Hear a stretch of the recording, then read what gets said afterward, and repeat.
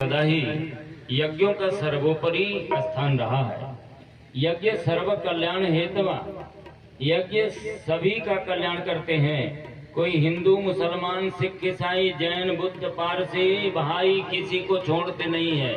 यज्ञ से ये जो धूम्र उत्पन्न होगा संपूर्ण ब्रह्मांड के चराचर जीवों का कल्याण करने में समर्थ होगा। और इसीलिए इसे कहा यज्ञो विश्वस्य भुवनस्य नाभिः। यज्ञ संपूर्ण विश्व की नाभि है।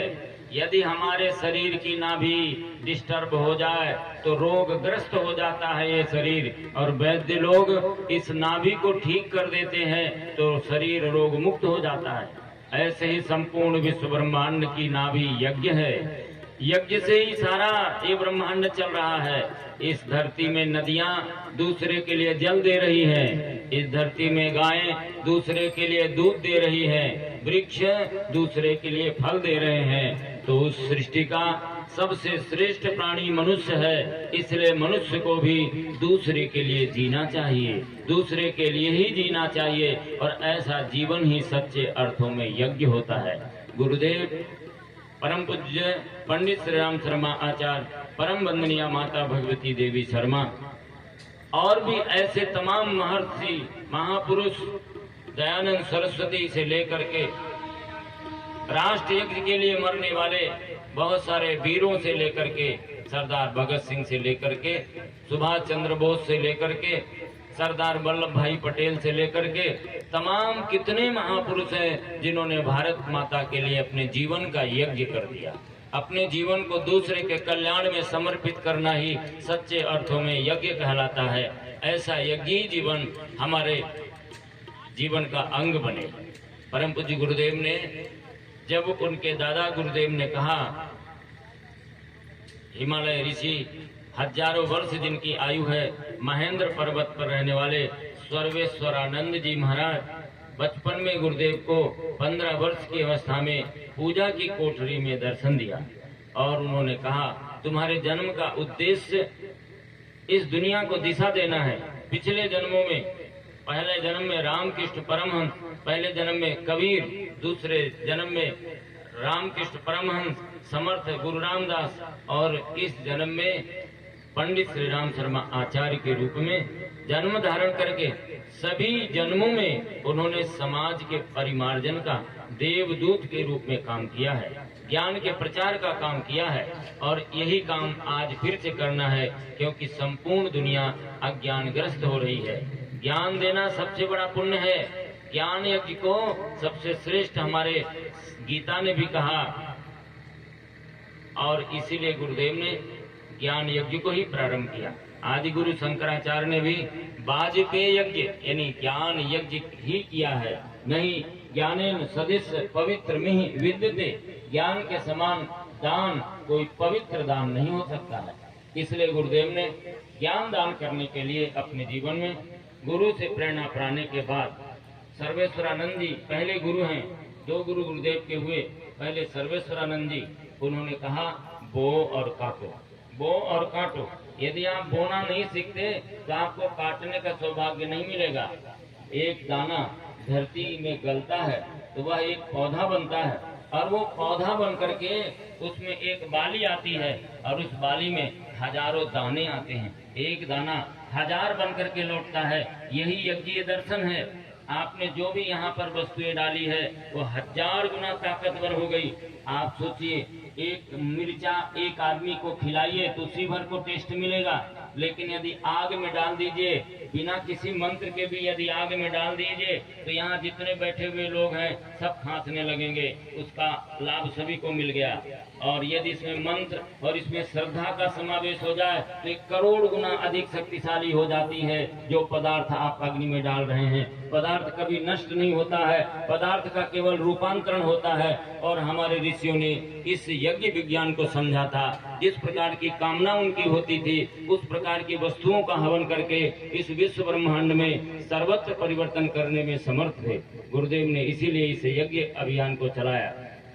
और गुरुदेव ने, जब दादा गुरुदेव ने कहा बो और काटो, तो गुरुदेव के पास जो भी था सबसे पहले तो समय लगाया उन्होंने। समय समय समय दिया तो आज कितना बड़ा समय गुरुदेव का हुआ।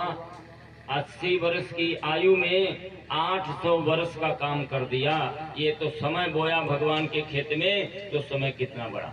और ज्ञान को बोया गुरुदेव ने, ज्ञान बोया, जबकि बहुत स्कूल में जाकर के नहीं पढ़े हो।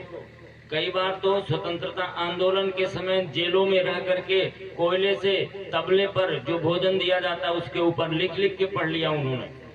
विद्यालय का 5वीं के बाद मुंह नहीं देखा और अपने पिताजी से ही सब कुछ ज्ञान प्राप्त किया और स्वयं अर्जित किया। अनेक भाषाएं गुरुदेव ने सीख ली थी। और इसके बाद गुरुदेव ने अपने ज्ञान का जब लेखन शुरू किया तो 3450 किताबें लिख दिया। वेद व्यास जी के बाद इस धरती पर ऐसा कोई महान दूसरा लेखक नहीं आया, ऐसा कोई विचारक नहीं आया जिसने इतना अधिक साहित्य लिख दिया हो। और ये साहित्य जो गुरुदेव ने लिखा, ये भी लिखा कि 15,000 वर्षों तक किसी को किसी विषय पर लिखने की जरूरत नहीं पड़ेगी, हमने इतना लिख दिया है। धर्म क्षेत्र से लेकर के विज्ञान के क्षेत्र से लेकर सभी क्षेत्रों में गुरुदेव ने सभी समस्याओं का समाधान करते हुए ऐसा अद्भुत साहित्य लिखा जो वेदों की ऋचाओं की भांति ही प्रमाणिक और सत्य आगे प्रतीत होते जा रहे हैं। ऐसे ऋषि सत्ता और जिसने अपनी संपदा को बोया। संपदा गुरुदेव के पास जो 1000 बीघे की जमीन थी, तो वो 1000 बीघे की जमीन भी गुरुदेव ने बेच करके आमलखेड़ा में अपना एक बच्चियों के लिए, कन्याओं के लिए महाविद्यालय बना दिया और एक गायत्री माता का मंदिर बना दिया। उन्होंने नहीं सोचा कि हमारे बच्चे क्या करेंगे, हम क्या करेंगे। जो भी संपदा थी गुरु ने कहा बो, और हमने बो दिया। और वो संपदा आज कितनी गुना बढ़ी, सारी दुनिया में आप कल्पना कर सकते हैं। गुरुदेव के नाम पर बने हुए शक्तिपीठ, गुरुदेव के नाम पर खड़े हुए कार्यकर्ता, उनके जेबों से निकलने वाला धन आज एक साथ कर लिया जाए तो दुनिया का कोई ऐसा धनपति नहीं है, टाटा बिरला डालमिया से लेके कोई ऐसे शक्तिशाली नहीं है जितना ये मिशन शक्तिशाली है। ऐसा गुरुदेव ने जो भी कुछ बोया वो करोड़ गुना बन करके फला है। और गुरुदेव ने कहीं कोई ये कामना नहीं की कि हमको कुछ धन मिल जाए, और धन के लिए धर्म जैसे लोगों ने प्रयोग किया, आज धर्म एक आडंबर जैसा बन गया। आज धर्म का जीवन जीने वाले लोग ऐसे उपहासात्मक जीवन जीते हैं और हाथ फैलाते हैं दूसरे के सामने जाकर के। लोगों के दिमाग में आने लगा कि ये धर्म तो केवल, ये यज्ञ तो केवल, ये जो भी पूजा पाठ है, जो भी कथा प्रवचन है, ये केवल पैसे के लिए किया जाता है। गुरुदेव ने इस परंपरा को बदला।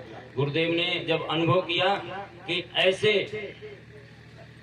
जगत बिरला जी जो सबसे बड़े बिरला ग्रुप के संस्थापक थे, वो जाकर घनश्याम दास बिरला जी वो गए गुरुदेव के पास कि गुरुजी आपका काम बहुत अच्छा है, मैंने सोचा है मैं धर्मादा में 11 करोड़ रुपए हमारे पास है और हम आपको देते हैं। इस 11 करोड़ से आप गायत्री माता, ऐसा गायत्री माता की मूर्ति बनाइए और ऐसा मंदिर बनाइए कि दुनिया में ऐसा कोई मंदिर न हो। आज से 50 साल पहले आप सोचिए कि वो 11 करोड़ रुपया अरबों की संख्या में है, 100 गुना भी कर दीजिए तो 1.25 अरब के आसपास है। आज भी 1.25 अरब रुपए लगा करके कोई मंदिर बना दिया जाए तो बड़ा भव्य और दिव्य बन जाएगा। और गुरुदेव ने कहा बिरला जी आप मेरे साथ चलिए, कल जमुना जी के किनारे चलते हैं। और जमुना के किनारे बैठाया, वहाँ पर बेसहारा लोग पड़े थे, वहाँ पर रोगी लोग पड़े थे, वहाँ दीन दुखी पड़े हुए थे, भिखारी पड़े हुए थे। सबको दिखाया, देखो ये कौन है, ये लोग हैं, ये तो परेशान लोग हैं। तो बिरला जी ने कहा कि आप बताइए, मंदिर हम जो बनाएंगे वो इंसान बनाएगा और उसमें जो मूर्तियां भी लगाएगा कोई इंसान ही लगाएगा और मूर्ति भी इंसान ही बनाएगा, और उसमें जो प्राण प्रतिष्ठा होगी उसमें भी कोई इंसान ही प्राण डालेगा। लेकिन ये जितनी भी मूर्तियां सामने दिखाई पड़ती हैं इस संसार में, इसको भगवान ने ही बनाया, इस मंदिर को भगवान ने बनाया और इसमें प्राण भी भगवान ने ही डाले हैं। इसलिए यदि सच्चा मंदिर बनाना है तो इनके कल्याण के लिए कोई काम कीजिए, इनके लिए अस्पताल खोलिए, इनके लिए अनाथालय खोलिए, इनके विद्या का प्रबंध कीजिए, इनके रोजगार का प्रबंध कीजिए, इनके जीवन को दिशा बदलने के लिए कोई अच्छा काम कीजिए। और बिरला जी ने उस पैसे को लगाया और आज सारी दुनिया में बिरला जी का नाम हो गया। कितने उद्योगपति आए और मिट गए, लेकिन कोई नहीं जानता, पर बिरला जी को एक बच्चा बच्चा जानता है। जगह जगह उन्होंने धन का सदुपयोग किया। तो गुरुदेव को पैसे की जरूरत नहीं थी। गुरुदेव ने इंसानियत स्थापित करने के लिए इस मिशन को बनाया, इंसान को सच्चा इंसान बनाने के लिए गुरुदेव ने बनाया। और इसी बात को लेकर के हमको एक बीज जैसे गलना है इस मिशन के लिए, तब वह उद्देश्य की पूर्ति होगी। कई बार हमारे भाई लोग और बहनें कहती हम तो बहुत सालों से गुरुदेव से जुड़े हैं, लेकिन एक उदाहरण मैं बताऊं हनुमान जी का। हनुमान जी राम जी से जब जुड़े और राम जी के पंचायतन में उनका स्थान बन गया, जब राम जी का परिवार होता है तो नीचे हनुमान जी भी बैठाए जाते हैं। पंचायतन में स्थान प्राप्त किया तो हनुमान जी ने कितने दिन की समयदान किया था पता है आपको? नहीं पता हो तो मैं बता रहा हूँ, 6 महीने। 6 महीने में सब काम हो गया। मिलने से लेकर लौट के राम राज्य स्थापित करने तक और अयोध्या में बैठ जाने तक भगवान राम जी के 6 महीने लगे। और उस 6 महीने में हनुमान जी ने ऐसा काम किया कि वो राम जी के पंचायतन में शामिल हो गए। और हम भी चाहे जितने वर्षों से जुड़े हों, आज एक समीक्षा करते हुए कम से कम इस पुखराया के इस पूरे क्षेत्र को गुरुदेव के विचारों से, ज्ञान यज्ञ से धरती में स्वर्ग अवतरण करने जैसा घर घर में ज्ञान गुरुदेव का प्रसाद के रूप में पहुंच जाए, चाहे साहित्य के रूप में, चाहे छोटे छोटे यज्ञों के माध्यम से, चाहे किन्हीं भी कार्यक्रमों के माध्यम से घर घर तक गुरुदेव को पहुंचा दीजिए। यही हमने दीक्षा लिया था। जब भी हमने दीक्षा लिया था गुरुदेव से, दीक्षा का मतलब ही क्या होता है? दीक्षा 2 शब्दों से मिलकर बना, दीक्षा, दी और इच्छा। हमने आज से इच्छा अपने गुरु को दे दिया। शिक्षा और दीक्षा 2 चीजें महत्वपूर्ण है। शिक्षा माने जानना और दीक्षा माने मानना। शिक्षा माने जानना और दीक्षा माने मानना। जानते तो बहुत सारे लोग हैं। दुर्योधन को क्या पता नहीं था? जानामि धर्मम नच में प्रवृत्ति ही। दुर्योधन कहता है मुझे धर्म केसो पता है, क्या धर्म है और क्या अधर्म है ये मुझे पता है। जानता तो वो था, शिक्षा उसकी अच्छी थी, शिक्षा में कोई कमी नहीं थी, शिक्षा तो एक ही जगह मिली थी, इसलिए उसे पता था कि जाना में धर्मम, लेकिन प्रवृत्ति नहीं थी, दीक्षा नहीं थी उसकी। दीक्षा माने हमारी जानने के बाद उसको मानने की प्रवृत्ति हो जाए। जानने वालों की दुनिया में कमी है क्या? कितने कथा कहानी प्रवचन सत्संग सुनाने वाले लोग हैं। यदि वो जानने वाले मानने वाले बन गए होते तो इस धरती में स्वर्ग कब का आ गया होता, कब का आ गया होता स्वर्ग। 7 ऋषि सारे ब्रह्मांड को ठीक किए थे, सप्तर्षि जिनका नाम जानते हैं। और आज हम 1 करोड़ की संख्या में केवल धर्म पर जीने वाले संत साधु ब्राह्मणों की संख्या जोड़ दीजिए तो और करोड़ों में हो जाएगी। केवल साधु और संत जो आश्रमधारी है या समाज के ऊपर जीते हैं, उन्हीं की संख्या 1 करोड़ से अधिक है। और 1 करोड़ से अधिक होने के बाद भी हमारा भारत उस गौरव को प्राप्त नहीं कर रहा। तो कहीं न कहीं जानना और मानना, इन दोनों में बड़ा अंतर हो रहा है। गुरुदेव ने मानने के लिए संगठन बनाया, जानने के लिए तो पहले भी जान रहे थे लोग। पूजा